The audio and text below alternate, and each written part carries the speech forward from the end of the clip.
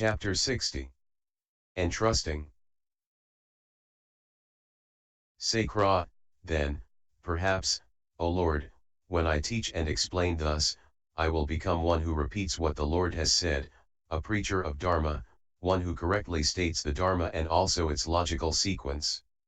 The Lord, when, Kausika, you teach and explain thus, you become one who repeats what the Tathagata has said, you preach Dharma, and you state both the Dharma and its logical sequence. Sacra, it is wonderful, O Lord, how the elder Subhuti makes everything clear with reference to emptiness, the signless, and the wishless, to the application of mindfulness, to enlightenment. The Lord, the elder Subhuti, Kausika, dwells in emptiness, and so he does not apprehend the six perfections, how much less him who courses in them. And so for the other practices and achievements. And why? For the elder Subhuti is one who dwells in the isolatedness of all dharmas, who dwells in the baseless, in emptiness, the signless, and the wishless. And yet this dwelling of Subhuti the elder is of infinitesimal value compared with the dwelling of a bodhisattva, a great being, who courses in perfect wisdom. And why? Except for the dwelling of a Tathagata, this dwelling of a bodhisattva, a great being who courses in perfect wisdom, is the supreme dwelling, superior to that of the disciples and Pratyekabuddhas. Therefore then, Kausika, the bodhisattva, the great being, who wants to go to what is the highest possible degree of perfection for all beings, should dwell in this dwelling of the perfection of wisdom. And why? When he courses in this perfection of wisdom, the bodhisattva, the great being, passes above the level of the disciples and Pratyekabuddhas, he enters on a bodhisattva specific salvation, and after that he perfects the Buddha dharmas, and then reaches the cognition of the knowledge of all modes. On reaching the cognition of the knowledge of all modes, he becomes one who has a Tathagata forsaking of all the defilements and their residues. Thereupon the gods of the 33 in that assembly seized Mandarava flowers and scattered, and spread them over the Lord. And 6,000 monks rose from their seats, put their upper robes over one shoulder, placed their right knees on the ground, and saluted the Lord with folded hands and with their wide open eyes firmly fixed upon him. Thereupon through the Buddha's might the cupped hands of these monks were filled Mandarava flowers, and they scattered, and spread them over the Tathagata, and exclaimed, You, O Lord, shall dwell by means of this wholesome root in the utmost dwelling, to which all disciples and Pratyekabuddhas has no access. And when the Lord knew of the resolve of these monks, he manifested on that occasion a smile. But such is the nature of the Buddhas and Lords that, when they manifest a smile, various colored rays issue from their mouths. Rays blue, yellow, red, white, crimson, crystal, silverfish, and golden. These rays, after they have irradiated the great trichiliocosm with their luster, return again to the Lord, circulate thrice round him, and then vanish again in the Lord's head. Thereupon the Venerable Ananda rose from his seat, put his upper robe over one shoulder, placed his right knee on the ground, bent his folded hands towards the Lord, and said, What is the cause, O Lord, what the reason for the manifestation of a smile? It is not without cause or reason that Tathagatas manifest a smile. The Lord, these 6,000 monks, Ananda, will in the star-like eon know full enlightenment, they all will in the world be Tathagatas by the name of Avakirnakusuma. With an equal congregation of monks, an equal Buddha field, an equal lifespan of 1,000 years. Wherever they may leave home, wherever they will take up the homeless life, wherever they will know full enlightenment, their showers of kusuma flowers, of all the 5 colors, shall rain down on all of them. Therefore, then, Ananda, the Bodhisattva, the great being, who wants to dwell in the highest dwelling, in the dwelling of the Tathagata, should course in the perfection of wisdom. And, Ananda, any son or daughter of good family who courses in this deep perfection of wisdom should be quite certain that he has been reborn here after just having deceased among men or the heavenly hosts of the Tushitas. For only men and the heavenly hosts of the Tushitas hear this perfection of wisdom in detail. As beheld by the Tathagatas should those bodhisattvas, great beings, be seen who will course in this deep perfection of wisdom. And if any son or daughter of good family will hear this deep perfection of wisdom, learn it, bear it in mind, preach and study it, and wisely attend to it, and if he will also instruct and admonish in it persons belonging to the bodhisattva vehicle, then this follower of the bodhisattva vehicle may be quite certain that a face-to-face I will be with the Tathagatas, this deep perfection of wisdom I will hear from then, learn it, bear it in mind, preach and study it, and wholesome roots will be planted with those Tathagatas. That son or daughter of good family should know that they have not planted wholesome roots with disciples, and that this deep perfection of wisdom cannot be learned from them. The son or daughter of good family who will hear this deep perfection of wisdom, bear it in mind, preach and study it, and pursue it according to its meaning, contents, and method, should be quite certain that he will be face to face with the Tathagata.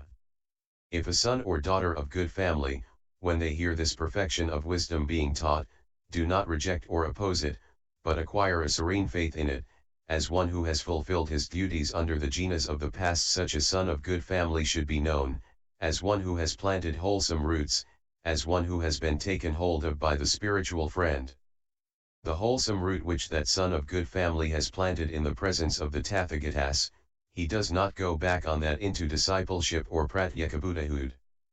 The bodhisattva, the great being, should become one who has well penetrated when he courses in the perfection of giving, and the other perfections, too, in the knowledge of all modes, for then he will not stand in discipleship or pratyekabuddhahood. Therefore, then, Ananda, I entrust to you this deep perfection of wisdom. If, Ananda, as concerns the Dharma I have demonstrated, you would, after learning and studying it, again forget all that demonstration of Dharma except for the perfection of wisdom, and discard it, that Ananda would not be a great offense against me. But if, Ananda, when you have learned this perfection of wisdom, you would forget even a single verse of it, that would be serious offense against me. If, however, when you have learned this deep perfection of wisdom, you would not again forget and discard it, then you would not offense me. Therefore, then, Ananda, I entrust to you this deep perfection of wisdom so that, when it has been learned, it should be borne in mind, preached, and studied, one should well attend to it, well take hold of it, well study it, well bear it in mind, and one should well analyze and learn it, letter by letter, syllable by syllable, word by word. The son or daughter of good family who learns this deep perfection of wisdom will be one who bears in mind the enlightenment of the past, future, and present Buddhas and Lords, and he assists that enlightenment. If someone wishes, face to face with me, to honor, adore, revere, and worship me with flowers, garlands, perfumes, unguents, aromatic powders, robes, parasols, flags, and banners, then he should learn, bear in mind, preach and study this perfection of wisdom, and thereafter honor, adore, revere, and worship it with flowers, too, with banners. Those who honor this perfection of wisdom, they thereby worship me, as well as the Buddhas and Lords of the past, future, and present. If anyone, when this deep perfection of wisdom is being preached, feels respect, affection, and serene faith for it, then he feels respect, affection, and serene faith also for the Buddhas and Lords of the past, future, and present. If, Ananda, I am dear and pleasing to you, and you do not abandon me, let this perfection of wisdom become dear and pleasing to you, and may you not abandon it, so that you may not forget even a single word of it. For long could I speak to you, Ananda, about this bestowal of the perfection of wisdom. To cut it short, Ananda, just as I am your teacher, so is this perfection of wisdom. Therefore, then, Ananda, with a measureless bestowal I again entrust to you this perfection of wisdom. In front of the world with its gods, men, and asuras I solemnly declare, one who does not want to abandon the Buddha, Dharma, or Sangha, nor the past, future, and present Buddhas and Lords, or their enlightenment, let him not abandon this perfection of wisdom. And this is my admonition to you, those sons or daughters of good family who will learn this deep perfection of wisdom, bear it in mind, preach and study it, place their trust in it, wisely attend to it, and who will declare it also to others by various methods and in detail, will demonstrate it, make it known, set them going in it, explain it, analyze it, enlarge on it, and reveal it, they shall quite soon know full enlightenment, they are quite near to the knowledge of all modes. And why? Because from this perfection of wisdom has issued the supreme enlightenment of the Buddhas and Lords. Whether they were Tathagatas in the past, or will be Tathagatas in a future period, or are Tathagatas who just now reside in world systems in all the directions and demonstrate Dharma. Therefore, then, Ananda, a bodhisattva who wants to know full enlightenment should course in these 6 perfections. And why? Because this perfection of wisdom, Ananda, is the gene tricks of the bodhisattvas, the great beings. All those bodhisattvas, great beings who train in the 6 perfections, shall go forth to full enlightenment. Therefore, then, Ananda, these 6 perfections I again and again entrust to you. And why? For this storehouse of the 6 perfections is the Tathagata's inexhaustible storehouse of Dharma. And those Tathagatas who just now reside in world systems in all the directions and demonstrate Dharma, they derive their demonstration from this storehouse of the 6 perfections. And those who in a past period were Tathagatas, they have, after they had trained in just these 6 perfections, known full enlightenment and demonstrated Dharma. And that holds good also of the Tathagatas of the future.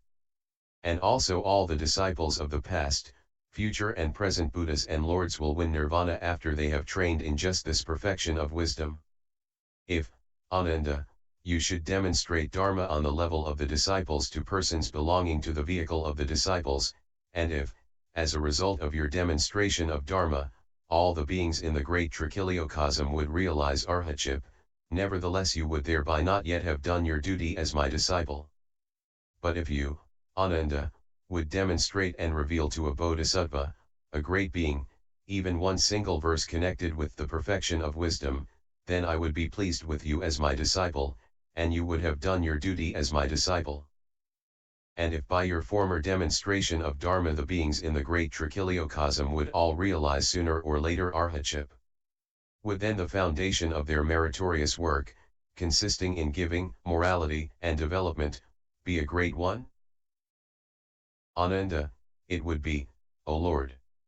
The Lord, a merit greater than that, Ananda, would a person belonging to the disciple vehicle beget who would demonstrate to a bodhisattva, a great being, the Dharma associated with the perfection of wisdom, for one single day even, or just for half a day, or for one forenoon, for half an hour, for the time of a finger snap, or just only for a moment, an inkling, a mere second. He begets the greater merit and surpasses the wholesome roots of all sons and daughters of good family who belong to the disciple vehicle, the Pratyekabuddha vehicle. And so does a bodhisattva, a great being, who demonstrates to persons belonging to the bodhisattva vehicle the Dharma associated with the perfection of wisdom. For even one single day, or half a day, or a forenoon, or half an hour, or a moment, or an inkling, or a mere second. And why? Because he himself wants to know full enlightenment, and others also he encourages to full enlightenment, incites them, instigates them, settles, and establishes them. It is thus impossible, Ananda, that the Bodhisattva, the great being, coursing in the 4 applications of mindfulness, 2, the knowledge of the modes of the path, growing in wholesome roots, could fail to win full enlightenment, that cannot possibly be.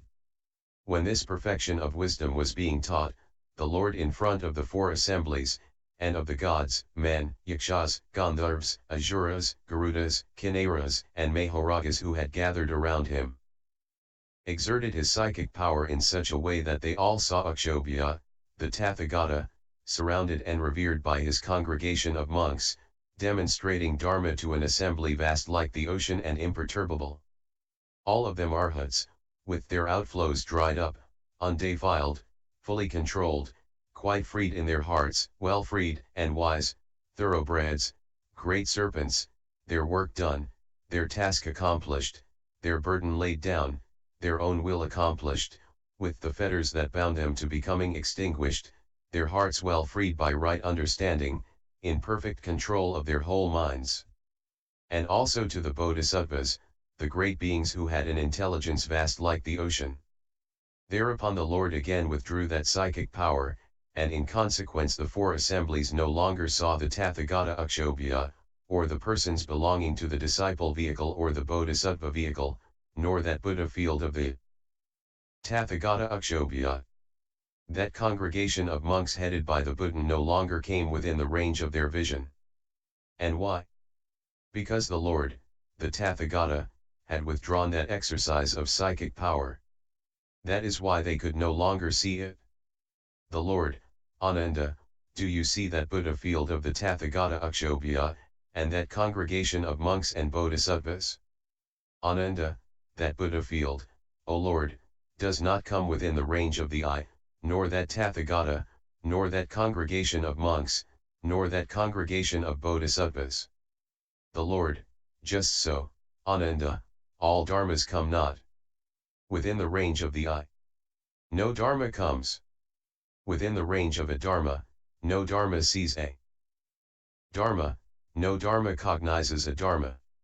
Just as this Tathagata Akshobhya, these disciples, those person belonging to the Bodhisattva vehicle, and that Buddha field, do not come within the range of the eye, just so, Ananda, all dharmas, a dharma does not come within the range of the adharma, does not see a dharma, does not cognize a dharma. For all dharmas are unknowable, unseeable, incapable of doing anything. And why? All dharmas are unoccupied, unseizable, on account of the fact that they are unoccupied, like space.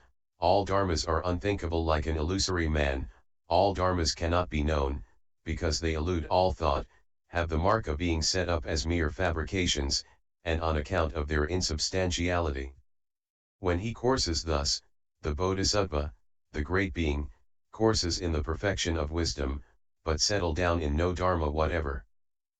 When he trains thus he courses in the perfections of wisdom. A Bodhisattva, a great being, who wants to fulfill all the perfections, should train in the perfection of wisdom. For this training has been declared to be the highest, the best, the principal, the choicest, the most excellent, the sublime, the foremost, the utmost, the unsurpassed, bent on the benefit and happiness of the entire world, a protector of the unprotected, ordained and extolled by the Buddhas. Having stood in it, the Tathagatas could lift up this great trichiliocosm with their right hands and then just drop it again, and yet it would not occur to these beings that this great trichiliocosm has been lifted up or dropped down. And why? As a result of training in this perfection of wisdom there has arisen in the Buddhas and Lords an unattached vision and cognition of past, future, and present dharmas. Of all trainings that there are, this training in perfect wisdom has been declared to be the highest, the unsurpassed. To think of seizing the measure or boundary the perfection of wisdom would be like thinking of seizing the measure or boundary of space. And why? Because without measure is the perfection of wisdom, and I have set no measure to it. The body of names, the body of words, the body of letters are bound by measure, but the perfection of wisdom is not. Ananda, for what reason, O Lord, is the perfection of wisdom not bound by measure? The Lord, because of non-extinction, because of isolatedness. Those Buddhas and Lords who in a past period have been Tathagatas, they have come forth from just this perfection of wisdom, and yet the perfection of wisdom has not got extinguished. Those Buddhas and Lords who in a future period will be Tathagatas, they also will come forth from just his perfection of wisdom, and yet this perfection of wisdom will not get extinguished. Those Tathagatas who just now reside in the world, in the 10 directions and demonstrate Dharma, they also come forth from just this perfection of wisdom, and yet the perfection of wisdom does not get extinguished. And why?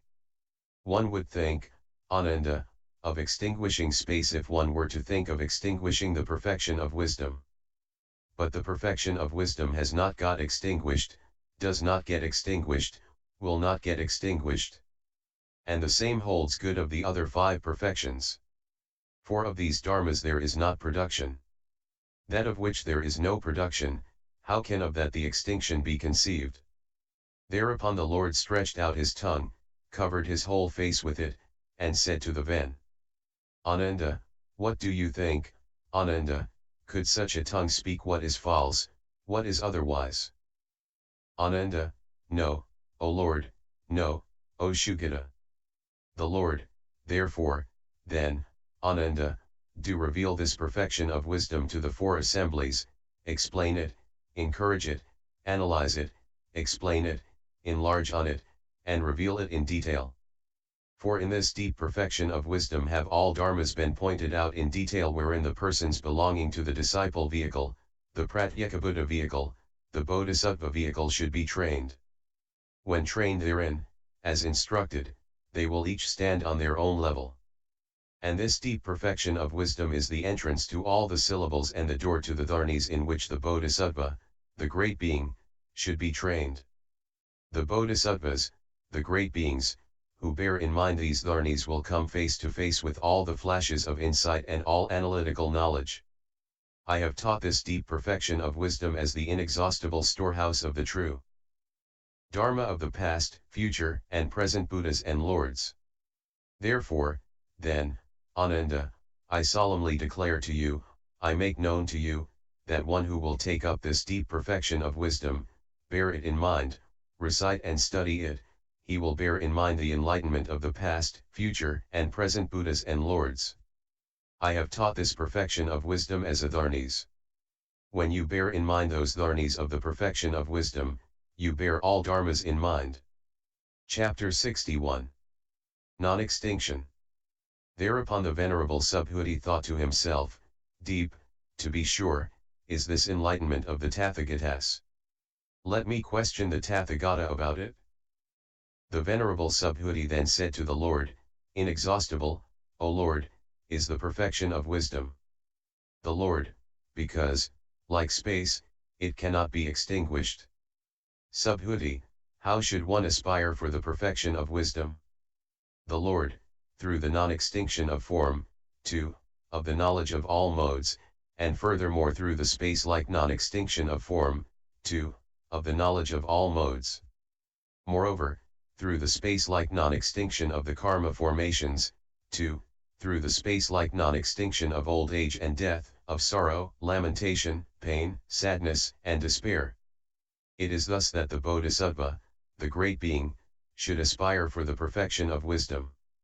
This is the surveying of conditioned co-production which avoids the extremes. To survey conditioned co-production in such a manner, that is the special dharma of a bodhisattva who is seated on the terrace of enlightenment. When he thus surveys conditioned co-production, he will gain the cognition of the all-knowing. A bodhisattva who, coursing in perfect wisdom through this aspiration for space-like non-extinction, surveys conditioned production, cannot stand on the level of disciples or pratyekabuddhas, but will stand in full enlightenment. If persons belonging to the bodhisattva vehicle turn away, from full enlightenment, they do so because they have not resorted to the attentions on this perfection of wisdom. They fail to cognize how a bodhisattva who courses in perfect wisdom should survey conditioned co-production through the aspiration for space-like non-extinction. Persons who belong to the bodhisattva vehicle, and who yet turn away from full enlightenment do so because they have failed to resort to the skill in means. Those bodhisattvas, great beings, however, who do not turn away from full enlightenment, do so because they all have resorted to this perfection of wisdom. The bodhisattva, the great being, who courses in skill in means and in the perfection of wisdom should through the aspiration for space-like non-extinction survey the perfection of wisdom and aspire to it. When he thus surveys conditioned co-production, a bodhisattva certainly does not see any dharma that is being produced without a case, nor does he review a dharma that is permanent and never stopped. he review no dharma as a self, a being, a soul, a creature, a man, a youth, a person, a personality, a doer, one who feels, one who knows, one who sees, nor does he review a dharma as permanent or impermanent, as ease or ill, as self or not self, as appeased or not appeased. It is certainly thus that a bodhisattva, a great being who courses in perfect wisdom, should serve a conditioned co-production. At the time when the bodhisattva courses in perfect wisdom, he does not review form, 2, the knowledge of all modes, as permanent or impermanent, as ease or ill, as self or not self, as appeased or not appeased. He does not review the perfection of wisdom, 2, he does not review enlightenment, nor that dharma by which he would review enlightenment, not that dharma by which he would effect the forsaking of all residues of the defilements. It is thus that a bodhisattva should course in the perfection of wisdom, without taking any dharma as a basis. At the time when the bodhisattva, without taking any dharma as a basis, courses in the perfection of wisdom, at that time Mara, the evil one, is afflicted with the dart of sorrow. Just as a man whose parents have died is afflicted with the dart of sorrow, the dart of the deepest sorrow, just so Mara, the evil one, in respect to the bodhisattva, the great being, who courses in perfect wisdom and takes no dharma as a basis. Subhuti, is this affliction confined to just one Mara, or does it extend to all the Maras in the great trichiliocosm, to each one on his own seat? The Lord, all evil Maras in the great trichiliocosm are afflicted with the dart of the deepest sorrow, and they do not enjoy themselves where they are. If a bodhisattva, a great being, becomes not lacking in the dwelling of the perfection of wisdom, then the entire world with its gods, men, and asuras cannot gain entry to him, nor can it find any ground for taking hold of him and turning him away, wrongful enlightenment. Therefore, then, Subhuti, the bodhisattva who wants quickly to know full enlightenment should dwell in the dwelling of perfect wisdom. In a bodhisattva who dwells in the dwelling of perfect wisdom, the perfection of giving, 2, the perfection of wisdom, arrive at their most perfect development. In a bodhisattva who dwells in the perfection of wisdom all the perfections arrive at their most perfect development. Subhuti, how does in a bodhisattva, who courses in perfect wisdom, the perfection of giving, 2, the perfection of wisdom arrive at their most perfect enlightenment? The Lord, here a bodhisattva dedicates to the knowledge of all modes the gift which he gives. In the same way, dedicating them to the knowledge of all modes, he gurs morality, perfects patience, exerts vigor, enters concentration, and develops wisdom. Subhuti, how, O Lord, does a bodhisattva who has stood in the perfection of giving acquire the perfection of morality?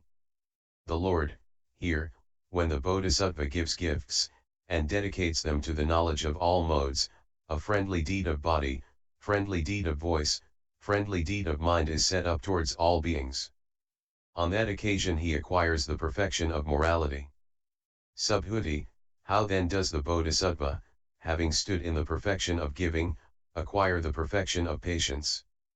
The Lord, when the bodhisattva gives gifts, and their recipients abuse and revile him, use unsupportable and harsh words against him, he does not feel any anger for them. Subhuti, how does the bodhisattva, having stood in the perfection of giving, acquire the perfection of vigor? The Lord, when the bodhisattva gives gifts, and their recipients abuse and revile him, use insupportable and harsh words against him, he nevertheless remains determined to give and to renounce, I should give gifts. Not should I not give gifts. So he generates physical and mental vigor in himself. Subhuti, how does the bodhisattva, having stood in the perfection of giving acquire the perfection of meditation? The Lord, a bodhisattva who gives gifts does not dedicate them to the level of a disciple and pratyekabuddha, but outside the knowledge of all modes his thought does not proceed. Subhuti, how does the bodhisattva, when he gives gifts with skill in means, acquire the perfection of wisdom? The Lord, when the bodhisattva gives gifts and renounces them, the intelligent appreciation that he has to do with an illusion is always set up with regard to those gifts, and he does not see that these gifts have bestowed anything on any being or taken away anything from anyone. Chapter 62. The Supreme Attainment.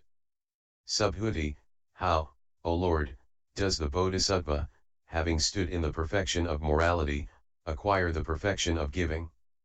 The Lord, here the Bodhisattva, the great being, having stood in the perfection of morality, does not adhere by any of his bodily, vocal, or mental engagements to the level of the disciples and Pratyekabuddhas.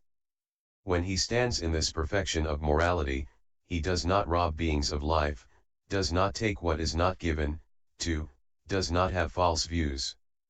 When he has stood in that perfection of morality, then any gift which he gives, whether it be food to those who want food, drink to those who want drink, and likewise cars, clothes, flowers, garlands, perfumes, ointments, lodgings, asylum, livelihood, and services to those who want them, in short all kinds of things useful to humans, that gift he makes common to all beings and dedicates it to full enlightenment, but not to the level of the disciples and Pratyekabuddhas.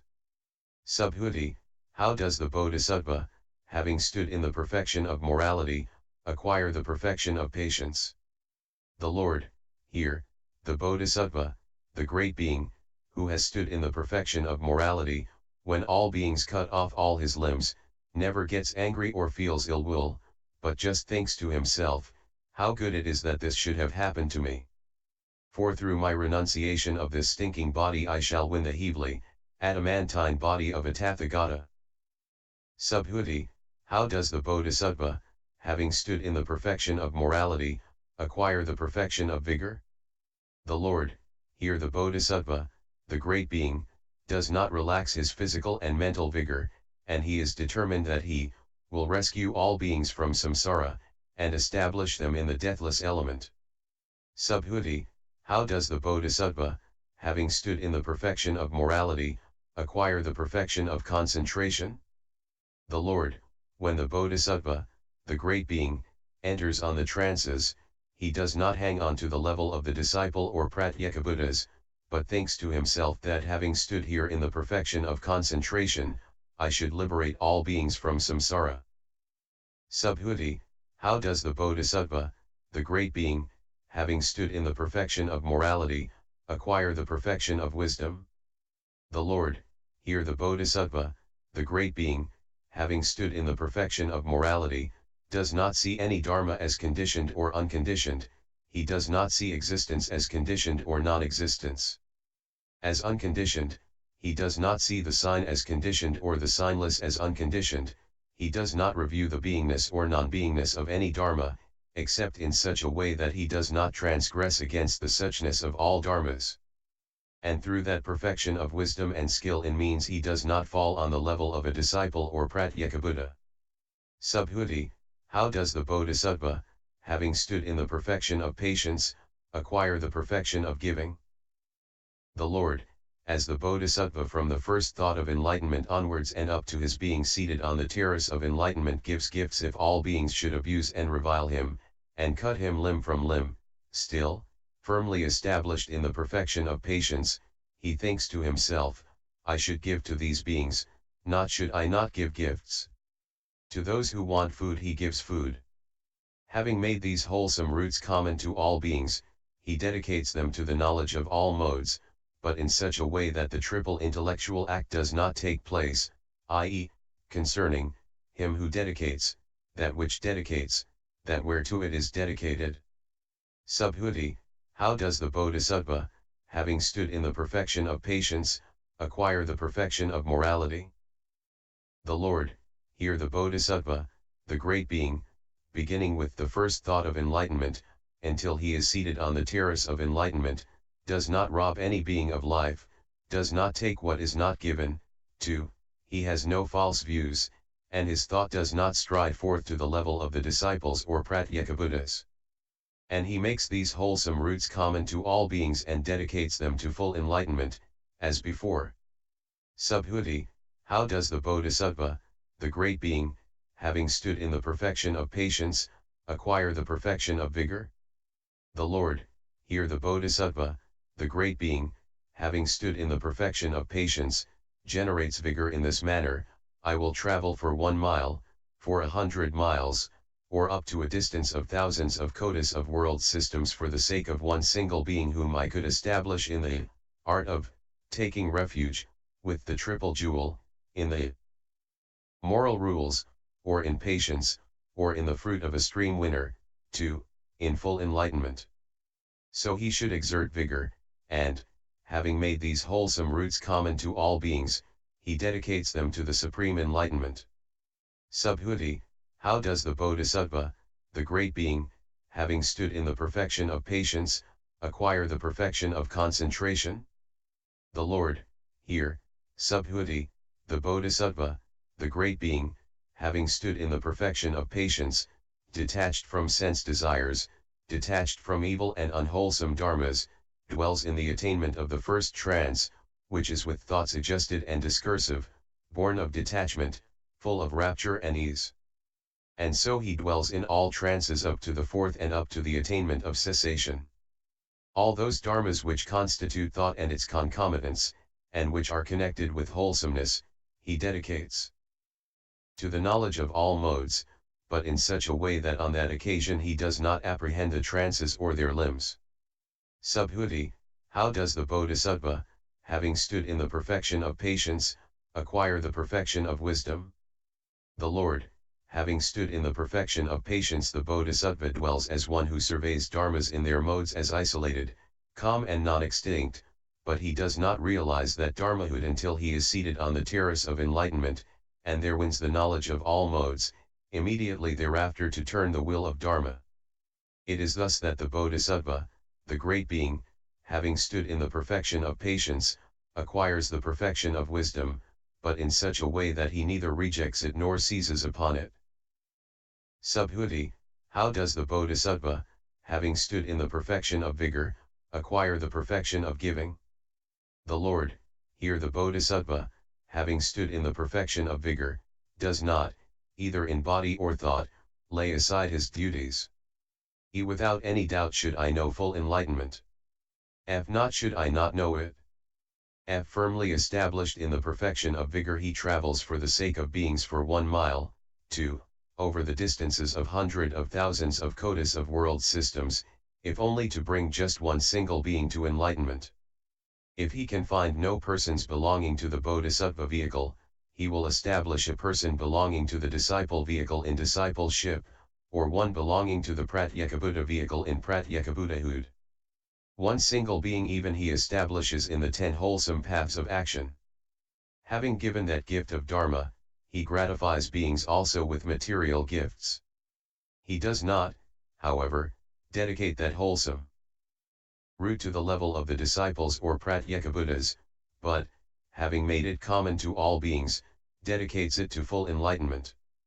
Subhuti, how does the Bodhisattva, having stood in the perfection of vigor, acquire the perfection of morality? The Lord, here the Bodhisattva, beginning with the first thought of enlightenment, until he is seated on the terrace of enlightenment, himself abstains from taking life, and also others he induces to abstain from taking life. He speaks in praise of the abstention from taking life, and he praises also those other people who abstain from taking life, 1 acquiescent, 2, he himself abstains from wrong views, and also others he induces to abstain from them. He speaks in praise of the abstention from wrong views, and he praises also those others who abstain from wrong views, 1 acquiescent. But through that perfection of morality, he does not base himself on the world of sense desire, the world of form, or the formless world, nor on the level of the disciples or Pratyekabuddhas. But he makes these wholesome roots common to all beings and dedicates them to full enlightenment, as before. Subhuti, how does the Bodhisattva, having stood in the perfection of vigor, acquire the perfection of patience?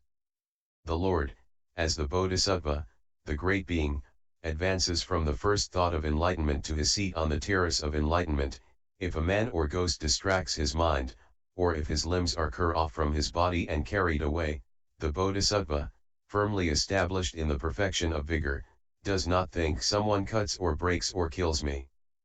But on the contrary he thinks to himself, how fortunate that just those should destroy my body. For whose sake I look after it? Or he learns to attend well to the true nature of dharmas. And he does not dedicate these wholesome roots to the level of the disciples or Pratyekabuddhas, but, having made them common to all beings, dedicates them to the supreme enlightenment. Subhuti, how does the Bodhisattva, having stood in the perfection of vigor, acquire the perfection of concentration? The Lord, here the Bodhisattva, the great being, enters on the trances, the unlimited, the formless attainments, but he does not take hold of their karma result.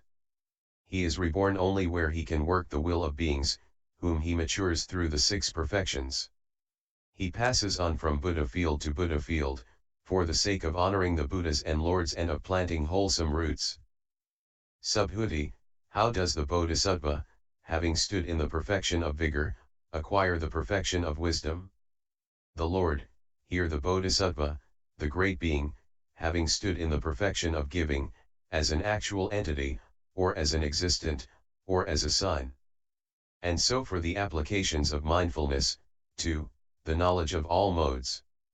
Reviewing all dharmas as without actual reality, existence, or sign, he does not make his home in any dharma. And as he speaks, so he acts. Subhuti, how does the Bodhisattva, having stood in the perfection of concentration, acquire the perfection of giving? The Lord, here the Bodhisattva, the great being, having entered on the trances, having stood in the perfection of concentration, within these tract. Mind gives gifts both material and spiritual. He himself gives material and spiritual gifts, he speaks in praise of giving material and spiritual gifts, and he praise also those other beings who give them, one acquiescent. And those wholesome roots he does not dedicate to the level of the disciples or Pratyekabuddhas, but, having made them common to all beings, he dedicates them to the supreme enlightenment. Subhuti, how does the Bodhisattva, having stood in the perfection of concentration, acquire the perfection of morality? The Lord, here the Bodhisattva, the great being, who has stood in the perfection of concentration, does not produce a thought connected with greed, hate, delusion, or harming, he dwells only in attentions associated with the knowledge of all modes. And these wholesome roots, as before. Subhuti, how does the Bodhisattva, having stood in the perfection of concentration, acquire the perfection of patience? The Lord, here the Bodhisattva, the great being, having stood in the perfection of concentration, contemplates form as a mass of foam, feeling as a bubble, perception as a mirage, the drives as a plantain tree, consciousness as like a moksha. When he contemplates thus, the conviction is set up in him that the five grasping skandhas are insubstantial. And when he thus contemplates, he thinks to himself, when all my limbs are cut off, who is it that curs, or what is it that is being cut? Whose is the body, whose the feeling, whose this perception? Whose the drives, whose the consciousness? When he thus contemplates he thinks to himself, who is it that reviles or abuses, or feels ill will when reviled or abused? Subhuti, how does the Bodhisattva, having stood in the perfection of concentration, acquire the perfection of vigor? The Lord, here the Bodhisattva, the great being, who has stood in the perfection of concentration, enters into the first, second, third, and fourth trances. He does not take up the sign of those trances and trance limbs, and with the thus concentrated thought he experiences the various kinds of psychic power. With the heavenly ear element he hears sounds both heavenly and human. Likewise he wisely knows the thought of other beings and persons, too, he wisely knows, as it really is, a thought without anything above it as a thought without anything above it. He remembers his various previous lives. With the heavenly eye, pure and surpassing that of men, he sees beings as they die, and are reborn, too, he sees that beings fare according to their deeds. This should be worked out in detail. Based on these five super-knowledges, he passes on from Buddha field to Buddha field, honoring the Buddhas and Lords, planting wholesome roots, maturing beings, and purifying the Buddha field. And he does not dedicate these wholesome roots to the level of the disciples and Pratyekabuddhas, as before. Subhuti, how does the Bodhisattva, having stood in the perfection of concentration, acquire the perfection of wisdom? The Lord, here the Bodhisattva, the great being, having stood in the perfection of concentration, does not apprehend form, or any of the other skandhas, or the perfections, the applications of mindfulness, to the knowledge of all modes, the conditioned element, the unconditioned element. Not apprehending them, he does not put them together. Not putting them together, he does not produce or stop them. And why? Because, whether Tathagatas are produced or not, firmly established is the established order of these dharmas, firmly established is the dharma element, and that is neither produced nor stopped. Undistracted is his thought, he becomes one who is not lacking in attentions associated with the knowledge of all modes. Subhuti, how does the Bodhisattva, having stood in the perfection of wisdom, acquire the perfection of giving? The Lord, here the Bodhisattva, the great being, coursing in the perfection of wisdom, reviews all dharmas as empty. Subhuti, how does he do so? The Lord, here, Subhuti, the Bodhisattva, the great being, coursing in the perfection of wisdom, does not apprehend the inward emptiness as inward emptiness f, 4 kinds of emptiness, up to the emptiness of own marks. Having stood in these kinds of emptiness, the Bodhisattva, the great being, does not apprehend form as empty or not empty, nor anything else, up to the unconditioned element. Coursing in this perfection of wisdom, the Bodhisattva, the great being, does not review the gift which he gives, whether it be food, or anything else, as empty, nor does he review him who gives, or him to whom he gives, as empty. There is then no occasion for thoughts of meanness or acquisitiveness. And why? There are no such discriminations for the Bodhisattva who courses in perfect wisdom, beginning with the first thought of enlightenment, up to his being seated on the terrace of enlightenment. Just as no thought of meanness or acquisitiveness arises to the Tathagata who has known full enlightenment, just so with the Bodhisattva who courses in perfect wisdom. Just this perfection of wisdom is the teacher of the Bodhisattva, the great being. Subhuti, how does the Bodhisattva, having stood in the perfection of wisdom, acquire the perfection of morality? The Lord, here the Bodhisattva, the great being, having stood in the perfection of wisdom, gives no opportunity to the thoughts of the disciples or Pratyekabuddhas. And why? Because he does not apprehend the level of the disciples and Pratyekabuddhas, nor that thought which he would dedicate to the level of the disciples or Pratyekabuddhas. From the first thought of enlightenment until the terrace of enlightenment he demonstrates dharma so that the taking of life might be forsaken. He himself abstains from taking life, as at Fa. And through that morality he does not adhere to any dharma, to discipleship, Pratyekabuddhahood, or Buddhahood. How much less to any other? Subhuti, how does the Bodhisattva, having stood in the perfection of wisdom, acquire the perfection of patience? The Lord, here, Subhuti, there arises to the Bodhisattva, the great being, who has stood in the perfection of wisdom, the adaptable patience. And he thinks to himself, no dharma is here produced, or stopped, is born, grows old or dies, is abused, or reviled, cut, broken, or struck. From his first thought of enlightenment up to the terrace of enlightenment, whenever any being may abuse or revile him, cut or break him by belaboring him with clods, sticks, fists, or swords, he thinks to himself, ah, this dharmahood of dharmas. For there is no dharma here that is abused, or reviled, cut, broken, struck, or bound. Subhuti, how does the Bodhisattva, having stood in the perfection of wisdom, acquire the perfection of vigor?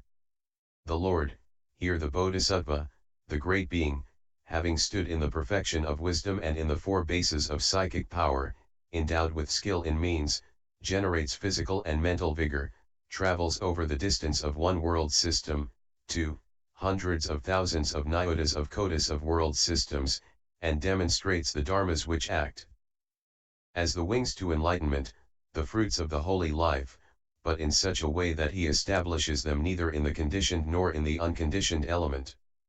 Subhuti, how does the Bodhisattva, having stood in the perfection of wisdom, acquire the perfection of concentration?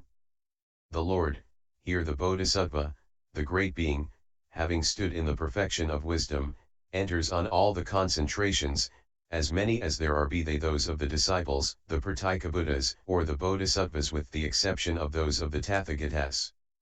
Having stood in these concentrations, in direct and reverse order he enters on and emerges from the 8 deliverances. With 8. Here the Bodhisattva, the great being, having form, sees forms, not perceiving inward form, he sees outward forms, he becomes resolved on the lovely, completely overcoming all perceptions of form, by the going to rest of the perception of impact, by not attending to the perceptions of manifoldness, thinking endless space, he dwells in the attainment of endless space, by completely overcoming the station of endless space, and thinking infinite consciousness, he dwells in the attainment of the station of infinite consciousness, by completely overcoming the station of infinite consciousness, and thinking that there is nothing whatever, he dwells in the attainment of the station of field of nothing whatever, by completely overcoming the station of nothing whatever, he dwells in the attainment of the station of neither perception nor non-perception, through having in every way overcome the station of neither perception nor non-perception, he dwells in the attainment of the trance of the cessation of perception and feeling. And in direct and reverse order he enters on the 9 attainments of successive stations, and emerges from them. Which 9? The 4 trances, the 4 formless attainments, the trance of the cessation of perception and feeling. Having made a classification of these 8 deliverances and of the 9 attainments of successive stations, he enters on this concentration which is like the lion's yawn. And what, Subhuti, is of the Bodhisattva, the great being, the concentration which is like the lion's yawn? Here, Subhuti, the Bodhisattva, detached from sense pleasures, detached from evil and unwholesome dharmas, dwells in the attainment of the first trance, which is with thought adjusted and discursive, born of detachment, full of rapture and ease. So he dwells in all the trances up the attainment of the cessation of feeling and perception. Having emerged from the attainment of cessation, he enters into the attainment of the station of neither perception nor non-perception. And so, descending on by one, he enters the first trance. Having made a classification of this concentration, which is like the lion's yawn, he enters into the concentration which represents the crowning assault. And what is a bodhisattva's concentration which represents the crowning assault? Here a bodhisattva, detached from sense pleasures, detached from evil and unwholesome dharmas, dwells in the attainment of the first trance, which is with thoughts adjusted and discursive, born of detachment, full of rapture and ease. Emerged from it he dwells in all the trances, up to the attainment of the station of neither perception nor non-perception. Emerged from the attainment of the station of neither perception nor non-perception he enters on the attainment of the cessation of feeling and perception. Emerged from that he dwells in the attainment of the second trance. Emerged from the second trance he enters on the attainment of cessation. Emerged from that he enters on the third trance. Emerged from that enters on the attainment of cessation. Emerged from that he enters on the fourth trance. Emerged from that he enters on the attainment of cessation. Emerged from that he enters on the attainment of the station of endless space. Emerged from that he enters on the attainment of cessation. Emerged from that he enters on the station of infinite consciousness. Emerged from that he enters on the attainment of cessation. Emerged from that he enters on the attainment of the station of nothing whatever. Emerged from that he enters on the attainment of cessation. Emerged from that he enters on the attainment of the station of neither perception nor non-perception. Emerged from that he enters on the attainment of cessation. Emerged from that he enters on the attainment of the station of neither perception nor non-perception. Emerged from the attainment of the station of neither perception nor non-perception, he falls into unconcentrated thought. From unconcentrated thought he enters into the attainment of cessation. Emerged from the attainment of cessation he abides in unconcentrated thought.